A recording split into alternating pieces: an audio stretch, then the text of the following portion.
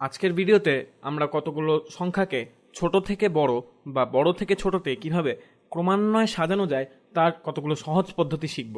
আশা করি এই ভিডিও দেখার ফলে তোমাদের এই জাতীয় সমস্যা নিয়ে আর কোনো প্রশ্ন থাকবে না। চলো আমরা অঙ্কগুলো করি।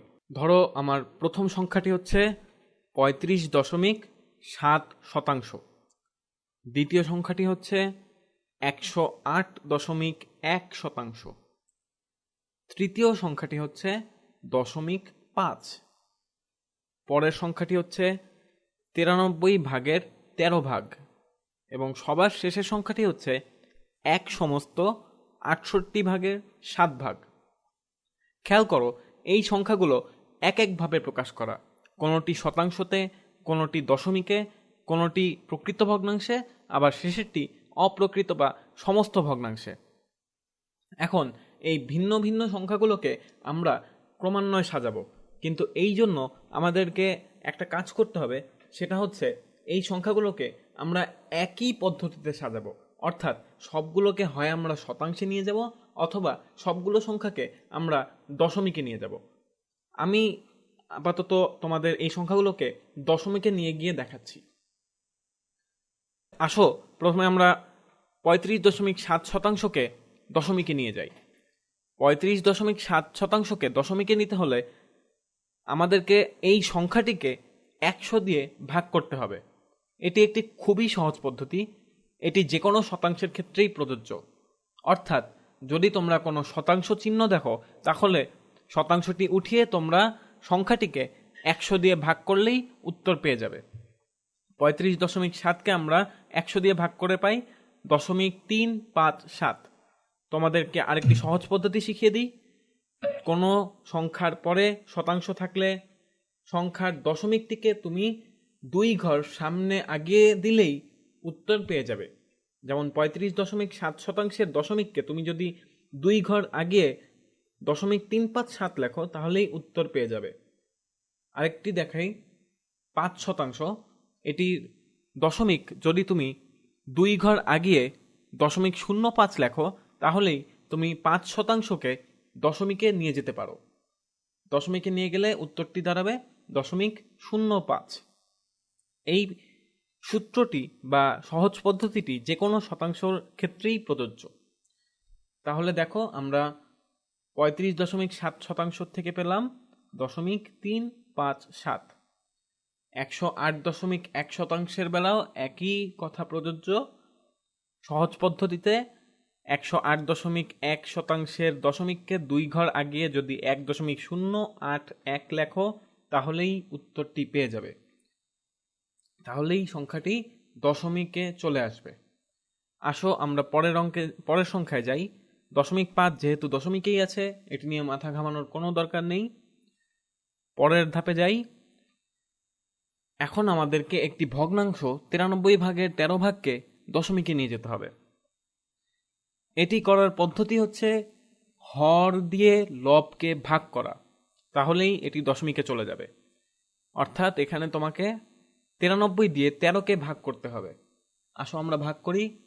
যেহেতু 13 93 দিয়ে যায় না, একটি দশমিক দিয়ে একটি শূন্য নিয়ে নিই। এরপরে 93 130-এর মধ্যে একবার যায়, 93 1 93। এরপরে 130 থেকে 93 বিয়োগ করে আমরা পাই 37। এরপরে আরেকটি শূন্য নামাই। 370-এর মধ্যে 93 কতবার যায় তা তোমরা বের করার চেষ্টা করো। আমি অঙ্কটি সহজে দেখানোর জন্য একবারেই লিখে নিচ্ছি। খুব সম্ভবত এটি 3 বারের বেশি যায় না। 93 3 দিয়ে গুণ করে আমরা পাই 3 3 9 এবং 3 9 27, অর্থাৎ 279। 370 থেকে 279 বিয়োগ করলে আমরা পাই 0 থেকে 9 বিয়োগ করে 1, 7-এর সাথে 10 বিয়োগ করে 7, অর্থাৎ 81। এরপরে আরেকটি শূন্য নামাই, অর্থাৎ এখন দেখি 110-এর মধ্যে 93 কতবার যায়। খুব সম্ভবত এটি 8 বার যায়। কিন্তু আমরা যদি এভাবে চালাতে থাকি, তাহলে অঙ্কটি অনেক দূর চলে যাবে। আমরা এখানে দেখতে পাচ্ছি যে আমাদের 0.138-এর পর আর অঙ্কটি চালু রাখার দরকার নেই, কারণ 0.138 পর্যন্ত গিয়েই আমরা বুঝতে পারছি যে এটি অন্যান্য সংখ্যার থেকে বড় হবে না ছোট হবে।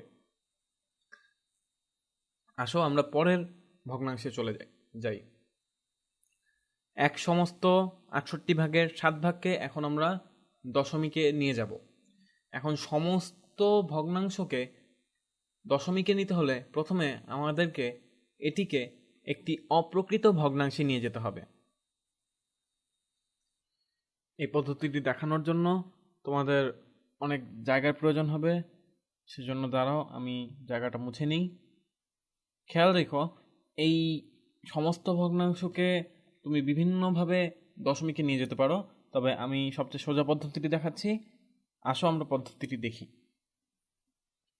প্রথমে আমরা 1 সমস্ত 68 ভাগের 7 ভাগকে কিভাবে লিখতে পারি দেখো। এই ভগ্নাংশটিকে আমরা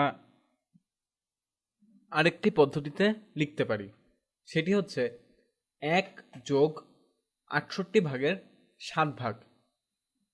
এখন 1-এর জায়গায় আমরা লিখতে পারি 68 ভাগের 68 ভাগ। এটি তোমরা আগের ভিডিওতে জেনেছো যে এটিকে কেন এভাবে লেখা যায়। অর্থাৎ এখন আমরা লিখতে পারি 68 ভাগের 68 ভাগ যোগ 7 ভাগের 68 ভাগের 7 ভাগ। এখন এই দুটো যোগ করে আমরা পাই 75 উপরে আর 68 নিচে, অর্থাৎ 68 ভাগের 75 ভাগ। এটি সহজ পদ্ধতি হচ্ছে 68-র সাথে 1 গুণ করে তার সাথে 7 যোগ করে দিলেই আমরা অপ্রকৃত ভগ্নাংশটি পেয়ে যাব। এখন 75-কে আমরা 68 দিয়ে ভাগ করলেই দশমিকে নিয়ে যাব ভগ্নাংশটি। দেখো আমরা এটি করি। 68 75-এর মধ্যে একবার যায়, হাতে থাকে 7, শূন্য নামাই দশমিক দিয়ে, হয় 70। 68 একবার যায়, হাতে থাকে 2, 20 হলো। 20-এর মধ্যে 68 যায় না, সুতরাং একটি শূন্য দরকার। এভাবে করতে থাকলে অঙ্কটি অনেক দূর পর্যন্ত যাবে, কিন্তু খেয়াল করো আমাদের এরপরে আর দরকার নেই, কারণ 1.10 লেখার পরই আমরা আমাদের প্রয়োজনীয় উত্তরটি পেয়ে যাব। সুতরাং অযথা আমাদের আর কষ্ট করার দরকার নেই। এখন দেখো আমাদের সবগুলো সংখ্যাই দশমিকে পরিণত হয়ে গেছে। এখন আমরা এদের মধ্যে তুলনা করলেই বুঝতে পারবো কোনটি সবচেয়ে বড় আর কোনটি সবচেয়ে ছোট। আসো আমরা অঙ্কটি করি। খেয়াল করো এখানে সবগুলো দশমিক সংখ্যার মধ্যে কোনটি সবচেয়ে ছোট।